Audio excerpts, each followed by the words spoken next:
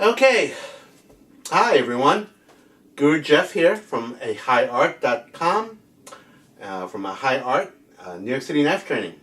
I'm here with my student, Nico. And Nico's been with me for a while now. And Nico and I are just going to talk about some things.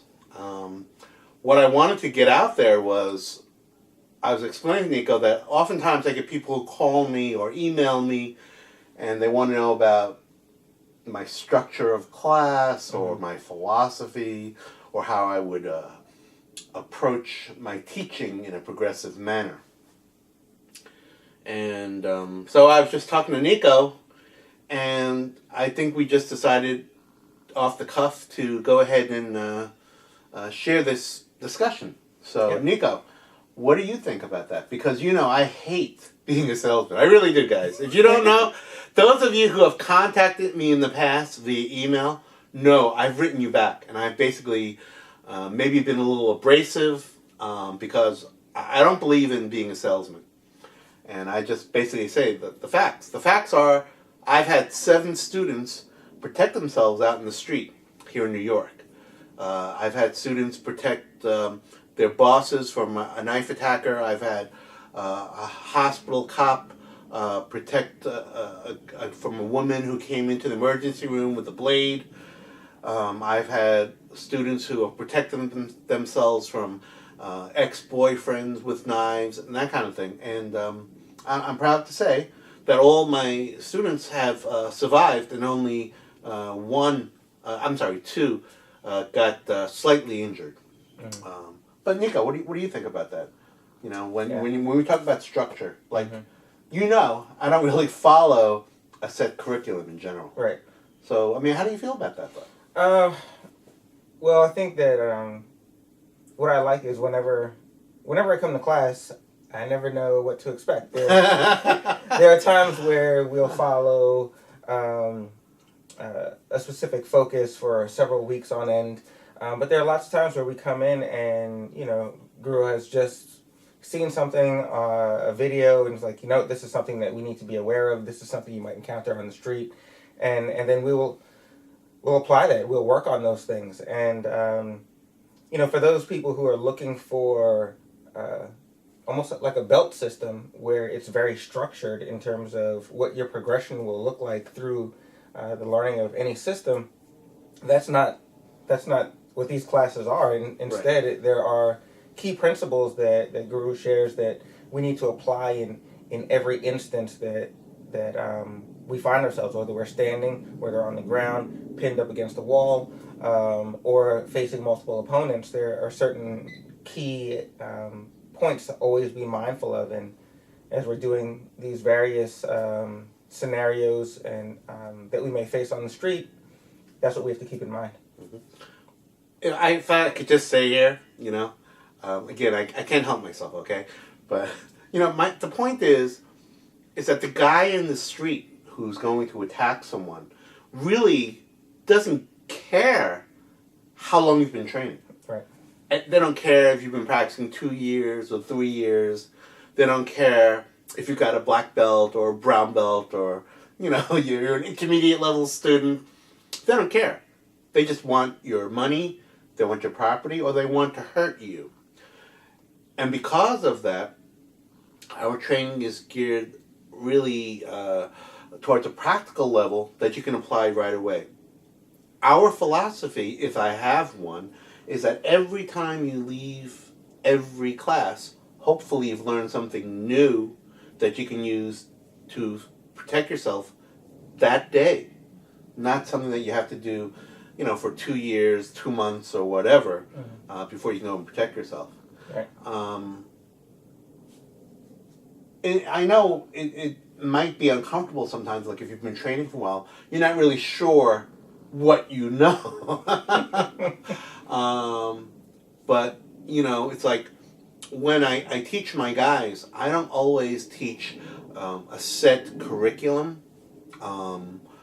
But what we'll do is we'll work on different areas of training. Like when you think about your own training, and you can be really frank here. Do you feel like I've left gaps in your training with my format? No, if anything, I think you've highlighted where my gaps are in my previous training, in just who I am, my approach to physical violence, and my readiness and willingness to engage in that. And so there's a lot of self-awareness that takes place also, because it's not just forms and kata and things like that. It's you feel the pressure in these situations that we do in class. And so I think that's, to answer your question, it's highlighted gaps in my knowledge base. Okay. And skill set. Mm-hmm. It's funny, I know Nico's been with me for a while, so you've seen people come and go. Yeah. And you've seen people oftentimes mention the fact that they get nervous or they leave here a little hyped up. Uh-huh. What do you think about that? Okay, so well, I was at work the other day and I was rubbing my chest, and someone's like, "Oh, what happened?" And I was like, "Oh, I got stabbed in class over the weekend with a training weapon." And they're like, "Oh my gosh, why would you do that?" And I was like, as Guru says, better, bleed in class than bleed out in the street. Exactly. And so, of course, there's no blood, but I think that we have a very safe environment here. Definitely, we train hard, but it's a safe environment. For those that have come and gone, I've studied other martial systems, but this was I come here now because I want to learn to apply things that I've learned and new information and techniques. And that's what this is about. And not everyone that comes here, I think, is ready for that. Because, again, it will reveal, for me, speaking from the eye, it revealed a lot about the gaps in what I thought I knew and what I thought I could do. Yeah. Some of the things that we have done, I mean, you guys know from having seen, hopefully, the first log where we dealt with stomping. I know, Nico, you've done a lot of training with us. Being on the ground, being attacked by multiple attackers, people kicking at you. But my attitude about that has always been, when you train and prepare in class, then you're more likely to have an understanding of what you need to do if that should happen to you on the street. You agree, disagree? Oh, yeah. The stomping in particular revealed that I never want to be on the ground. But yeah, if I am found in that position, or if I am just assessing my environment and I think about what are the possible outcomes in a given scenario, I feel more prepared to stay calmer in those situations. And, if you have your wits around about you, then you're in a better position. A lot of times I get people who, they know my background in Kali. So a lot of times people will ask, well, do you do stick work? And I do stick work minimally, as you know. I do enough so that, my students have an idea of how to protect themselves, how to use the stick in application. The past couple of weeks now, we worked on the combat cane, and I noticed that the guys really enjoyed that. So we've been delving deeper into that. But do you feel that because I don't spend a whole lot of time on stick work, that that has been a limitation? No. The great thing is there are no secrets here. And so there are times where I will, anytime I come to class and I have a question, because I've been thinking about something throughout the week, because I've been playing with other weapons, because other guys have taken other classes and they're like, oh, I learned this. How would I apply it? How would you respond to this? All those questions are answered and welcomed here. And so, I've never felt like I'm missing out on something because, excuse me, if I want to know it, then I can just ask Guru and he'll share. That's one thing about our class that I really enjoy. We have a lot of guys who are instructor level coming through here. And we've had students with literally decades of experience, and they come here and they're very happy to share and show what they know. And that's always welcome. Right. I never dismiss anyone else's prior training. I think it's useful. And it helps give us oftentimes a good viewpoint on how to deal with different situations. There are a lot of people that talk about reality. There are a lot of people who talk about, oh, you know, like this system does that or this system does this. And my feeling has always been, it's great to know how to do many of those drills and many of those training methodologies for knowledge's sake. However, as you know, Nico, I do a lot of videos, and I show a lot of videos of actual attacks and violence. Don't you think that helps to kind of focus your mindset in your training? Definitely. When you watch a video of real violence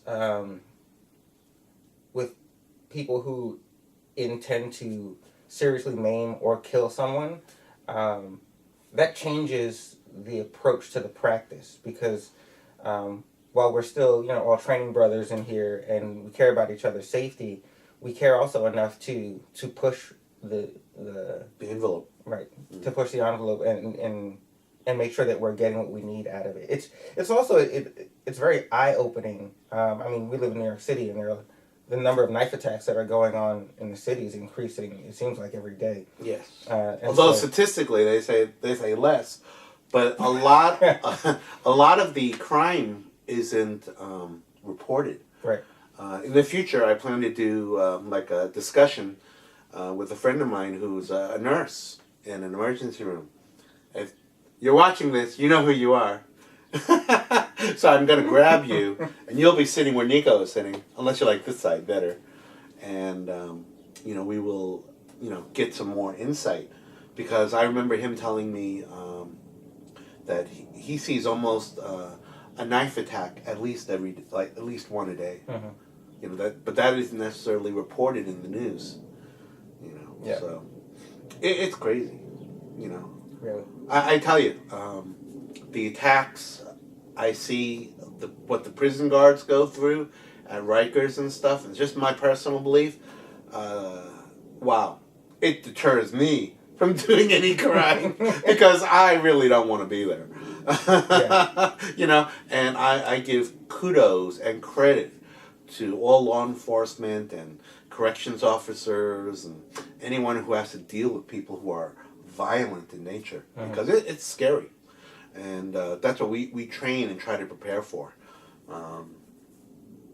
By the way, Nico, what's your opinion about the combat cane? Are you enjoying that? Oh, I love it. Well, I have a Kung Fu background, so Damo's cane, T cane, you know, it's my favorite weapon, so, but I've only known how to use it for forms, and so now actually learning how to apply an actual cane, and I'm getting older, I foresee a cane in my future, so learning how to use the cane is, I really enjoy it. Good.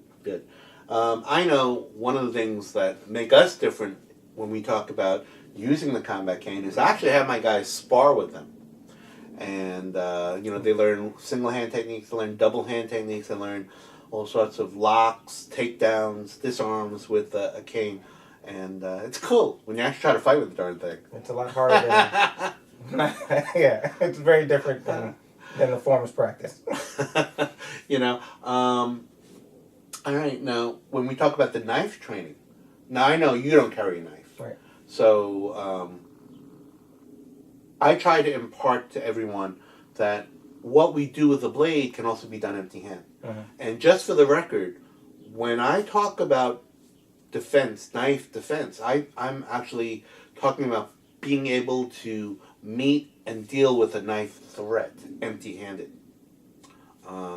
I do talk about improvised weapons. I do talk about things that could be used to help deal with blades, because there are so many guys out there who talk about there is no defense against a knife. So what does that mean? Does that mean just if someone faces you with the blade, you just give in and die? I mean, does that sound right to you? No, of course not. You know? And like I said, 7 of my students have engaged, and they were all empty-handed. No weapon, no knife. So I think sometimes people get a little confused by the name of the school. Well, it's not really a school. The class that's taught here in my house. and I just want to mention for the record, okay, yeah, my background here, and this looks very neat. But my house is a mess. My wife always laughs at me, and she was like, "Oh, you know the angles, how to take the camera, the pictures and the video because it looks relatively neat." But no, my place is a mess. Okay, so if you do come here and take class, be forewarned. Okay. Yeah. So I mean, I won't lie. Housekeeping is not one of my strong suits. It doesn't matter. The knowledge you get here, it doesn't matter. Thanks, I appreciate that. And Miso, just so you know, if you're watching this, see, Nico says it's okay. Because seriously, she always says that. She goes, "Oh, you would have more students if you cleaned up the place." I'm like, "Yeah, but I don't need that many students. It's just I just want the people that are here." Okay. And talking about that, seriously, how do you feel about the people that do come through here? I mean, I try to have older people. I don't like young people that are immature. I don't like people who are lacking in impulse control. And I definitely don't like people who have huge egos. My ego's big enough, right? But I think I'm pretty good about it. I don't I never force my knowledge on anyone. I never demand that you have to do some things a certain way or whatever. But what do you think about the students we have here? I like the diversity of student and background and knowledge. It's great when we have people with, for example, a judo background, a BJJ background, a karate background, boxing background, Eskrima. All of these different backgrounds come because they add a different flavor because, as Guru said, there's no right response. There's this response that's right for you and that's best in that situation. So I get to experience a variety of responses, strength, skill set, personality. Some guys are more aggressive. They have a lot of aggressive energy. So, they move forward a lot.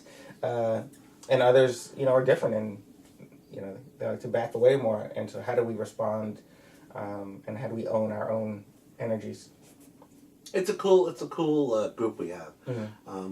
The numbers are unfortunately getting smaller because people have moved away or are planning to move away, which is one of the reasons I'm doing this log series so that people can learn more about us. Typically in the past I've kind of shunned that because I really hate the whole commercial thing. I won't lie. I try to put myself out there just enough so you all can kind of get an idea of what we do here. So anyway, I want to thank Nico very much for his time and his thoughts. Nico is very articulate, possibly more articulate than I, which, never mind. I won't go there. But I mean, I think it's really cool. We have a good camaraderie, and if you want to come into a safe training environment, but train hard, come and join us. All right, thanks a lot. Come on in.